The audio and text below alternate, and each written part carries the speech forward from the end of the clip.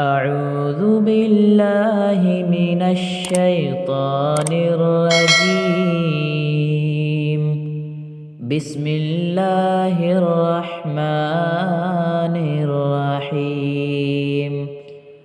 هل أتاك حديث الغاشية وجوه يومئذ خاشعة عاملة ناصبة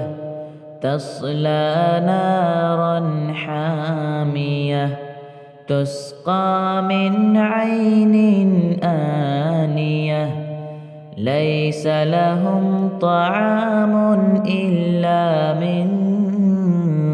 ضريع لا يسمن ولا يغني من جوع وجوه يومئذ ناعمة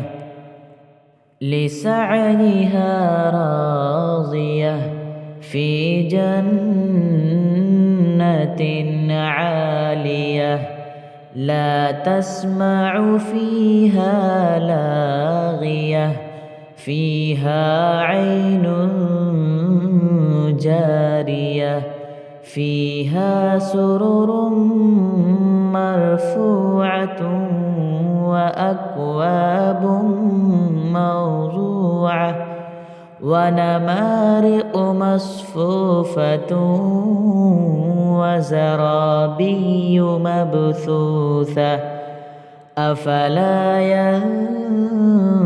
ينظرون إلى الإبل كيف خلقت وإلى السماء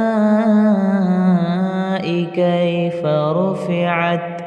وإلى الجبال كيف نصبت